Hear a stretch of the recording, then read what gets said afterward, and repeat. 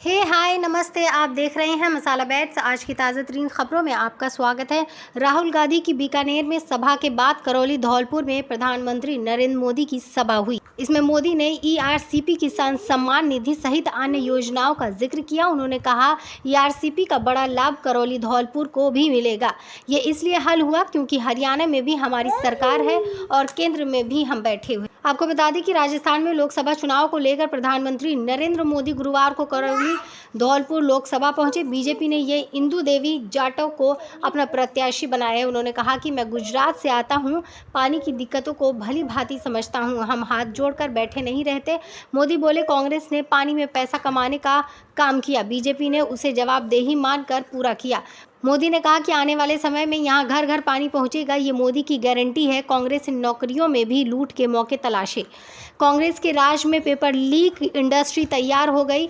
मोदी ने गारंटी दी कि मोदी की सरकार आएगी तो पेपर लीक माफिया जेल जाएंगे। मोदी ने पूछा कि बताइए कि मोदी की गारंटी पूरी हो रही है कि नहीं। पीएम मोदी ने कांग्रेस पर तंज कसते हुए कहा कि मोदी आराम करने के लिए पैदा नहीं हुआ है, मैं काम करने के लिए पैदा हुआ हूँ। मोदी को कितनी भी धमकियां दे दे, भ्रष्टाचारी को जेल जाना ही पड़ेगा, ये मेरी गारंटी है। 60 साल सत्ता संभालने वाली कांग्रेस के पापों की लिस्ट लंबी है। कांग्रेस ने वोट बैंक के लिए राजस्थान में तुष्टीकरण किया है। पीएम मोदी ने इंडिया अलायंस पर हमला बोलते हुए कहा कि ये लोग मोदी को कितनी गालियां दे दें, लेकिन जिन्होंने भ्रष्टाचार किया उन्हें जेल जाना ही पड़ेगा, ये मोदी की गारंटी है। उसके बाद मोदी ने कहा कि 4 जून को क्या परिणाम होगा वो आज करौली में स्पष्ट दिख रहा है। करौली बता रहा है 4 जून 400 पार, पूरा राजस्थान कह रहा है फिर एक बार मोदी सरकार। आइए इस पर रविश कुमार की ज़बानी सुनते हैं कि मोदी सरकार ने इन पूरे मुद्दों में कहीं पर भी रोजगार का जिक्र नहीं किया है। इस पर रविश कुमार क्या कहते हैं, आइए सुनते हैं। चुनाव का सबसे बड़ा मुद्दा क्या है? रोजगार, महंगाई और भ्रष्टाचार। द हिंदू और लोकनीति के सर्वे में यही निकल कर आया है कि जनता महंगाई और बेरोजगारी से बहुत परेशान हो गई है। उसके लिए यही सबसे बड़ा मुद्दा है। इसके साथ ही न्यू इंडियन एक्सप्रेस में वित्त मंत्री के इंटरव्यू की भी बात करेंगे, जिसमें निर्मला सीतारमण कह रही हैं कि रोजगार को लेकर विपक्ष के पास विश्वसनीय आंकड़े नहीं हैं। कमाल है, कहां तो सरकार को विश्वसनीय आंकड़े देने चाहिए और कहां वित्त मंत्री विपक्ष पर आरोप लगा रही हैं। इससे ज्यादा हंसी की बात क्या हो सकती है? आज के वीडियो में हम सर्वे और वित्त मंत्री के जवाब पर विस्तार से बात करने वाले हैं। हमारा सवाल है कि रोजगार, कम सैलरी की नौकरी, महंगाई का सवाल गोदी मीडिया के कवरेज से क्यों गायब है और प्रधानमंत्री मोदी के भाषण में यह खुलकर क्यों नहीं आता है? दबे पांव आकर चला जाता है, लेकिन जैसे ही मुस्लिम लीग, 370, राम मंदिर, रामनवमी का हिस्सा आता है, आप पीएम के भाषण के तेवर देखिए और अखबारों की हेडलाइन देखिए। यही वो सब बिंदु है जहां वे खुद को मोदी बनाते हैं। रोजगार, अच्छे कॉलेज की बात नहीं करते हैं, स्टार्टअप की बात करते हैं, जनरल सी बात कर जाते हैं, मगर उस पर भी विस्तार से मीडिया में बात नहीं होती कि स्टार्टअप से क्या कोई रोजगार क्रांति हो गई है। इसका डेटा तो वित्त मंत्री के पास होना ही चाहिए। हमने 10 अप्रैल के वीडियो में पश्चिम यूपी में प्रधानमंत्री के 3 भाषणों का विश्लेषण किया था। बहुत मुश्किल से रोजगार या अवसर शब्द नजर आया। प्रधानमंत्री नरेंद्र मोदी कांग्रेस के मैनिफेस्टो में मुस्लिम लीग की छाप खोज लाए हैं। आप खुद भी कांग्रेस का मैनिफेस्टो उसकी वेबसाइट से खोलकर पढ़ लीजिए कि प्रधानमंत्री सही बोल रहे हैं या नहीं। लेकिन प्रधानमंत्री पहले यह तो बताएं कि बीजेपी का मैनिफेस्टो कहां गया। 2014 में प्रथम चरण के मतदान के दिन ही, जब लोग वोट डालने जा रहे थे, उस दिन बीजेपी का मैनिफेस्टो आया था। यह है बीजेपी का कमिटमेंट। तब कांग्रेस ने चुनाव आयोग से जाकर शिकायत की। 2019 के चुनाव से पहले चुनाव आयोग ने नियम ही बना दिया कि प्रथम चरण के मतदान से 48 घंटे पहले कोई भी पार्टी अपना मैनिफेस्टो जारी नहीं करेगी। 2019 में भी बीजेपी ने मतदान से 3 दिन पहले मैनिफेस्टो जारी किया था। क्या बीजेपी नहीं चाहती कि उसके मैनिफेस्टो पर विस्तार से चर्चा हो, जनता पढ़ ले कि रोजगार की बात किस तरह से की गई है? मतदाता को कितना कम समय मिलेगा अब अगर मैनिफेस्टो आया भी तो। 19 अप्रैल को 102 सीटों के लिए मतदान होने हैं। बीजेपी का घोषणा पत्र नहीं आया है। अब हमारा सवाल है कि जिस पार्टी के पास 2047 का रोड मैप रेडी है, जो फरवरी महीने से ही सरकार में आने के बाद पहले 100 दिन का रोड मैप बनाने की बात कर रही है, उस पार्टी के पास अभी तक मैनिफेस्टो क्यों नहीं है? कांग्रेस का मैनिफेस्टो 5 अप्रैल को आ गया, चुनाव से पहले, मतदान से 2 हफ्ते पहले। भाजपा का कहां है? 24 जनवरी को CNN न्यूज 18 ने सूत्रों के हवाले से खबर छापी कि पीएम ने मंत्रियों से पूछा है कि तीसरी बार सत्ता में आने पर पहले 100 दिन का क्या प्लान है। इस पर 3 मार्च की बैठक में चर्चा होगी, जैसे यही सब दोबारा मंत्री बनने वाले हैं। अब 3 मार्च को मंत्रियों की बैठक होती है और 100 दिन के एजेंडे पर चर्चा होती है। मीडिया में भी हेडलाइंस चलने लग जाती है। हिंदुस्तान टाइम्स की खबर के अनुसार उस बैठक का तो नाम ही था विकसित भारत 2047। खबरें तो छप गईं कि 2 साल तक इस पर विचार विमर्श हुआ है, इस रोड मैप को तैयार करने में। जब 2047 तक का रोड मैप तैयार हो गया है तो प्रधानमंत्री पहले 100 दिन और 5 साल का एजेंडा मंत्रियों से क्यों तैयार करवा रहे हैं? डबल काम क्यों करवा रहे हैं? क्या दोनों में आपको कुछ अंतर नजर नहीं आता? जब आपने खबरों के अनुसार उद्योगों, अकादमिक जगत, सिविल सोसाइटी, वैज्ञानिक संगठन, राज्य सरकारों से भी पूछकर 2047 का एजेंडा तैयार कर लिया है, तब फिर मंत्रियों से 100 दिन और 5 साल का एजेंडा क्यों बनवा रहे थे? अब हिंदुस्तान टाइम्स में खबर छपती है 17 मार्च को। देखिए, इसमें लिखा है कि प्रधानमंत्री मोदी कैबिनेट के सहयोगियों से मुलाकात करते हैं और 100 दिन से लेकर अगले 5 साल के एजेंडे की बात करते हैं। चुनाव के घोषणा के अगले दिन यह बैठक हुई थी। खबर के अनुसार प्रधानमंत्री ने मंत्रियों से कहा, अपने अधिकारियों से मिलिए, सचिवों से मिलिए कि कैसे इस एजेंडा को बेहतर तरीके से लागू किया जा सकता है। 3 मार्च के लाइव मिनट में छपी यह खबर देखिए। इसमें तो यही छपा है कि 2047 का रोड मैप बनाने के लिए बीजेपी ने 2700 बैठकें की हैं। 2 साल तक 2700 बैठकें चली हैं और किसी को पता तक नहीं कि उस एजेंडे में क्या है। तब भी बीजेपी ने अभी तक अपना मैनिफेस्टो जारी नहीं किया है। अब आप बताइए और दिमाग लगाइए अगर बचा हुआ है तो, जिस सरकार के पास 2047 का रोड मैप है, जिसके मंत्रियों को 100 दिन का एजेंडा तैयार करने के लिए कब से कहा जा रहा है, उस सरकार को जो पार्टी चलाती है उसका मैनिफेस्टो कहां है? हमने 10 अप्रैल के अपने वीडियो में बताया था कि प्रधानमंत्री ने पश्चिम यूपी में 3 रैलियां की और उन तीनों में रोजगार का जिक्र नाम के लिए आया। पिछले 10 साल का कोई हिसाब नहीं दिया जा रहा है। लोक नीति ने 19 राज्यों में 10,000 लोगों के बीच सर्वे किया है। इस सर्वे में 36% लोग ऐसे मिले हैं जिनके लिए रोजगार और महंगाई टॉप के मुद्दे हैं। शहरों में रहने वाले 65% लोगों ने रोजगार के सवाल को बड़ा सवाल माना है। अगर शहरों में रहने वाले 65% रोजगार को बड़ा सवाल मानते हैं तो इसका मतलब यही हुआ कि शहरों में रोजगार बहुत कम है और कम सैलरी और ज्यादा काम की नौकरी है। इससे उनके भीतर उत्साह खत्म सा हो गया है। उनकी जर्जर जवानी में गैस भरने के लिए ही धर्म का मुद्दा लाया जाता है और मुस्लिम लीग का, ताकि किसी शत्रु को देखकर अपनी कंगाली ये लोग भूल जाएं और गर्व से टाइट हो जाएं। देश में सबसे बड़ा मुद्दा कौन सा है? बेरोजगारी। किसी से भी पूछो। यात्रा में मैंने हजारों लोगों से पूछा, सबसे बड़ा मुद्दा कौन सा है? खट जवाब आता है, बेरोजगारी सबसे बड़ा मुद्दा है। दूसरे नंबर पे कौन सा है? दूसरे नंबर पे महंगाई। दूसरे नंबर पे 90% लोग आपको कहेंगे पहले नंबर पे बेरोजगारी, दूसरे पे महंगाई। अब आपने एक चीज नोट की होगी कि हिंदुस्तान की जनता से अगर आप पूछें तो वो आपको बताएंगे पहले नंबर पर बेरोजगारी, दूसरे नंबर पर महंगाई। मगर अगर आप हिंदुस्तान के मीडिया से पूछेंगे या मीडिया को देखेंगे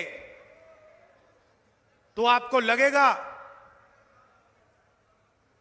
सबसे जरूरी मुद्दा अंबानी जी की शादी है।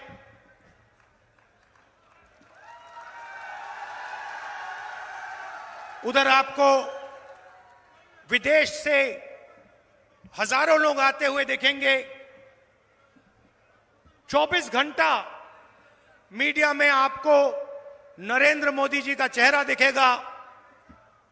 कभी वो समुद्र के नीचे जाएंगे,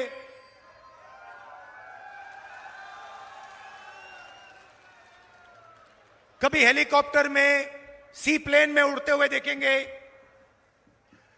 कभी थाली बजाते हुए देखेंगे, कभी मोबाइल फोन की लाइट दिखाने को बोलेंगे। तो ये सवाल कुछ समय से मैं अपने आप से पूछ रहा था कि ये जो मीडिया है, इसका काम जनता की आवाज उठाने का है नहीं? मगर ये जनता की आवाज, जनता के मुद्दों के बारे में कभी बोलते ही नहीं है। लेकिन आप जो होश में हैं, इतना तो देख सकते हैं कि सर्वे में बेरोजगारी और महंगाई सबसे टॉप पर है। बेरोजगारी और महंगाई को मिला दीजिए तो 36% भागीदारों ने सबसे बड़ा इसे मुद्दा माना है। लेकिन अखबारों और प्रधानमंत्री के भाषण में दोनों ही मामूली नजर आते हैं। आपको हैरानी होगी कि बीजेपी के जो प्रिय मुद्दे रहे हैं वो इस सर्वे में सबसे नीचे हैं। राम मंदिर, हिंदुत्व और दुनिया में भारत का डंका बज गया, यह केवल 12% मतदाताओं की प्राथमिकता में है। सर्वे में शामिल केवल 8% लोग राम मंदिर के निर्माण को महत्व दे रहे हैं, 2% लोग हिंदुत्व को और 2% लोगों के लिए दुनिया में भारत की छवि मुद्दा है। आप प्रधानमंत्री का भाषण सुनिए, पढ़ भी लीजिए, वेबसाइट पर है। इतनी बार गर्व गर्व गर्व करते हैं कि गर्व होता भी है तो गर्व नहीं होता है। इतनी बार दुनिया में भारत का डंका बजा देते हैं कि डंका बजता ही रह जाता है। आज पूरी दुनिया में भारत का डंका बज रहा है।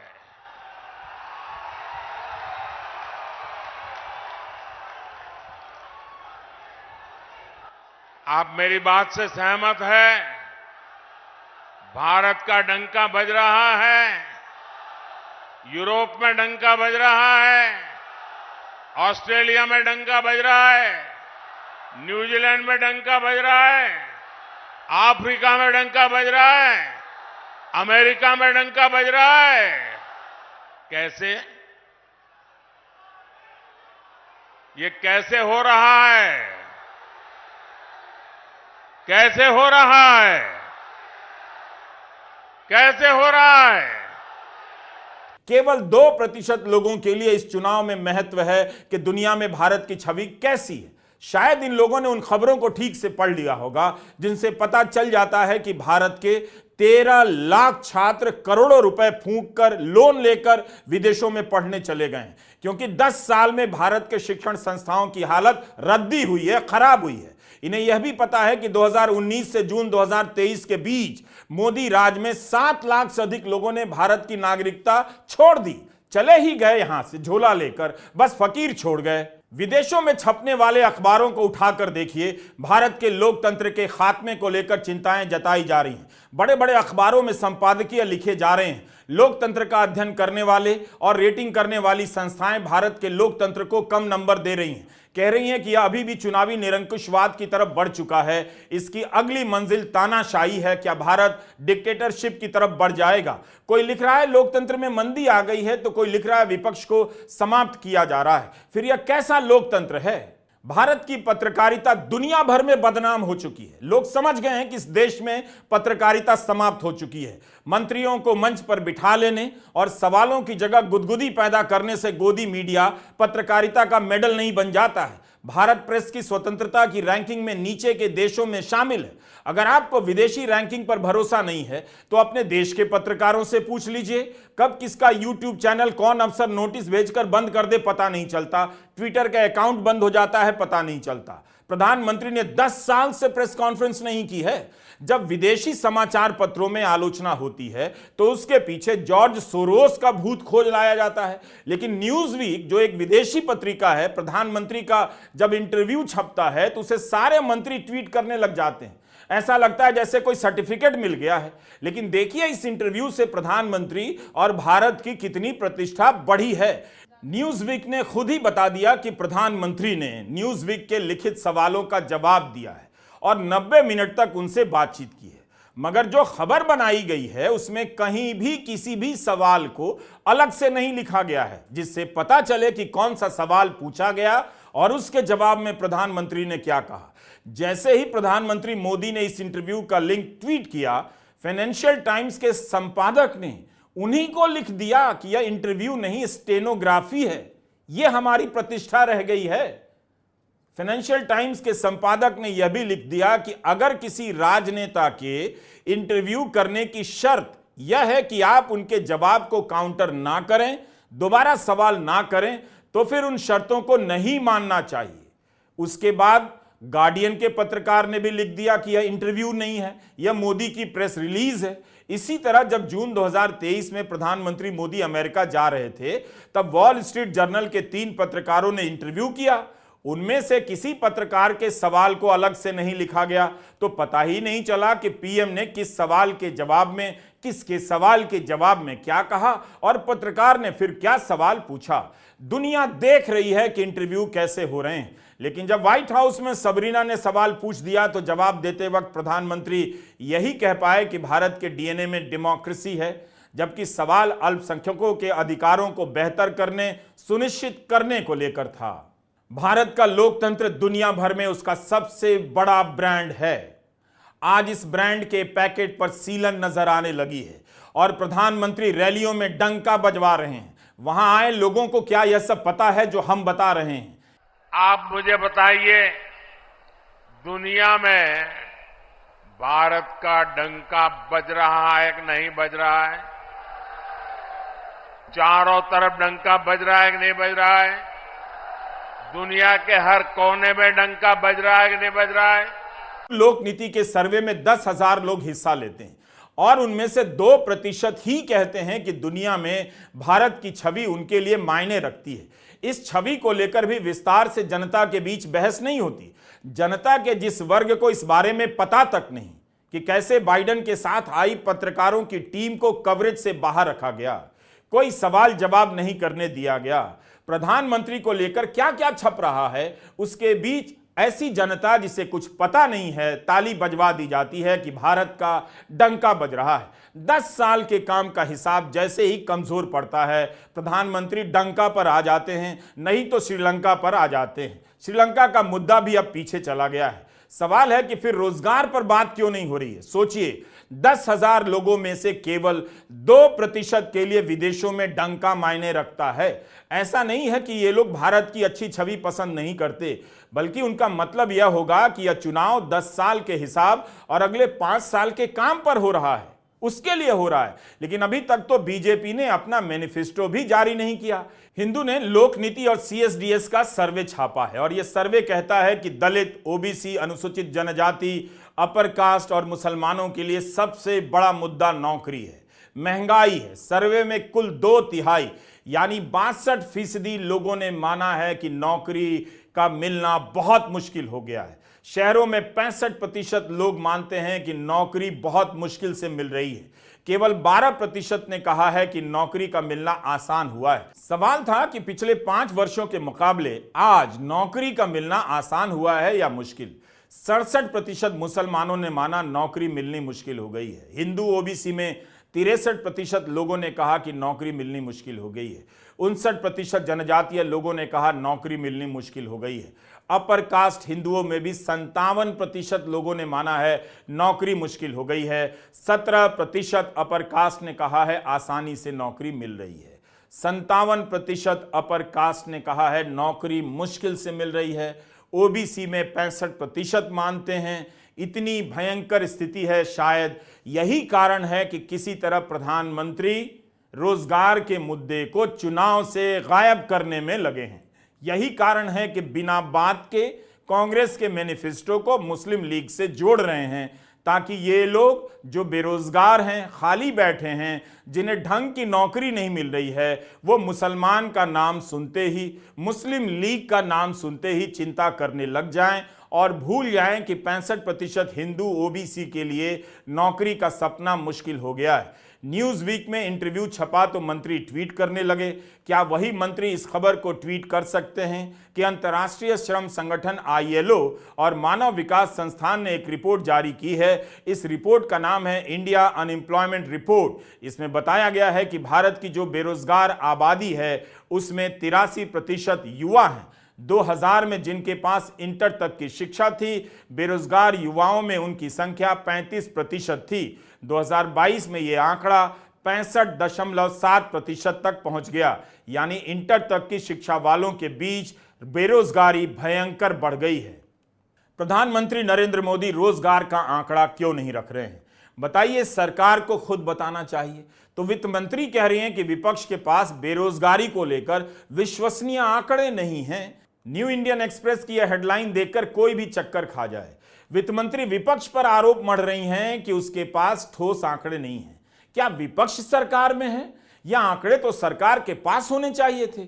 आपको याद होगा 2019 के चुनाव के पहले खबर आई थी बिजनेस स्टैंडर्ड में, 40 साल में सबसे अधिक बेरोजगारी बताई गई। उसके बाद उस सर्वे का सिस्टम ही ठंडे बस्ते में डाल दिया गया। इसके बाद मोदी सरकार ने रोजगार का आंकड़ा देने का कोई नया सिस्टम क्यों नहीं बनाया? जैसे अमेरिका में आप हर महीने जान जाते हैं कि कितने लोगों को रोजगार मिला, कितने लोगों की नौकरी चली गई। खुद तो अपना सिस्टम बनाया नहीं और उल्टा विपक्ष को कह रही हैं उसके पास बेरोजगारी को लेकर आंकड़े नहीं हैं। यह इंटरव्यू बता रहा है कि मोदी सरकार ने रोजगार के आंकड़े को कैसे बहस से बाहर और गायब कर दिया है। न्यू इंडियन एक्सप्रेस से वित्त मंत्री ने कहा है कि यह तथ्य है कि भारत में वो आंकड़ा नहीं है जो जमीन पर श्रम की स्थिति को ठीक से दिखा सके। हम नियमित रोजगार का आंकड़ा जमा करते हैं, मगर ये पूरे देश के रोजगार का बड़ा हिस्सा नहीं है। खुद कह रही हैं आज असंगठित क्षेत्र बढ़ रहा है और उस क्षेत्र में और भी नई नई नौकरियां मिल रही हैं, मगर उसमें भी हमारे पास आंकड़ा नहीं है। बताइए कि वित्त मंत्री कह रही हैं कि असंगठित क्षेत्र में नौकरियां बढ़ रही हैं, मगर कितनी नौकरियां हैं, किस स्तर की हैं, सैलरी क्या है, मजदूरी क्या है, उसका आंकड़ा नहीं है। तो ये क्यों नहीं है? 10 साल हो गए मोदी सरकार के और सरकार ही रोजगार का समग्र आंकड़ा नहीं दे पा रही है। बेरोजगारी से तो कहीं ज्यादा लोग महंगाई से परेशान नजर आए लोक नीति और CSDS के सर्वे में। इन दोनों मुद्दों का संबंध आप ठीक से समझिए। नौकरी है नहीं, है भी तो कम सैलरी की है और कमाई नहीं है, और दूसरी ओर महंगाई बढ़ती जा रही है। हिंदू ने जो लोक नीति और CSDS के सर्वे को छापा है उसमें 71% लोगों ने कहा है कि महंगाई से बहुत परेशान है। 76% गरीब लोग भी परेशान हैं। 35% लोगों ने कहा है कि 5 साल में जीवन स्तर खराब हुआ है। 48% ने कहा है कि बेहतर हुआ है। 36% लोगों का कहना है कि घर तो चल जा रहा है मगर बचत नहीं हो रही है। आपको पता ही होगा कि 47 साल में पहली बार ऐसा हुआ है जब घरेलू बचत GDP के 5% पर आ गई है। क्या प्रधानमंत्री ने अपनी रैली में आपको यह सब बताया, या आपने उनसे यह सब पूछा कि हम लोगों का भी डंका बज रहा है, घर नहीं चल रहा है? दिल्ली भर में लगे इन पोस्टरों को देखकर किसी को भ्रम हो सकता है कि प्रधानमंत्री मोदी भ्रष्टाचार से लड़ रहे हैं। इन्हें देखते हुए अब आप हिंदू के सर्वे का आंकड़ा देखिए। 55% लोग कहते हैं कि पिछले 5 साल में भ्रष्टाचार बढ़ा है। इनमें से 25% लोग भ्रष्टाचार के लिए केंद्र को जिम्मेदार मानते हैं। लगता है कि जनता भ्रष्टाचार से लड़ाई का खेल समझ गई है। सच्चाई यही है कि भ्रष्टाचार से लड़ने के नाम पर विपक्ष को ही खत्म कर दिया जा रहा है। जिसके यहां छापा पड़ता है वो बीजेपी में चला जाता है। इलेक्टोरल बॉन्ड से भी यही निकला कि जिस कंपनी के यहां छापा पड़ा उसने बीजेपी को कई 100 करोड़ के चंदे दिए, जिसे घाटा हुआ उसने भी बीजेपी को कई 100 करोड़ का चंदा दिया। क्या प्रधानमंत्री ने इसकी जांच कराई? जब अमेरिका से लेकर ऑस्ट्रेलिया तक भारत का डंका बजता है तो हर देशवासी को लगता है कि उसका अपना सम्मान बढ़ा है। इस चुनाव में 1,85,00,000 मतदाता ऐसे हैं जो पहली बार वोट देंगे। हमेशा डमरू बजाया जाता है, वोट देना है, वोट देना है, प्रतिशत ज्यादा होनी चाहिए, मगर यह नहीं कहा जाता कि उससे पहले कुछ पढ़ भी लो, पता भी कर लो वोट देने से पहले किस बात पर वोट देना है, सोच भी लो। यही ने 20 से 29 साल के 19.74 करोड़ मतदाता हैं। यह कोई मामूली संख्या नहीं है, फिर भी इनके बीच नौकरी की चर्चा नहीं है, मीडिया में नौकरी हेडलाइन नहीं है। भारत के ज्यादातर कॉलेजों की क्या हालत है इन युवाओं को ठीक से पता है, इस पर भी बात नहीं हो रही। इस पर आपकी क्या कुछ राय है, प्लीज कमेंट बॉक्स में जरूर बताइएगा। मिलते हैं किसी नई पेशकश के साथ, तब तक के लिए इजाजत दीजिए और वीडियो अच्छा लगे तो लाइक शेयर सब्सक्राइब सपोर्ट जरूर करिएगा। इसी के साथ बने रहिए मसाला बैट्स पे नई खबरों के साथ, तब तक के लिए नमस्कार।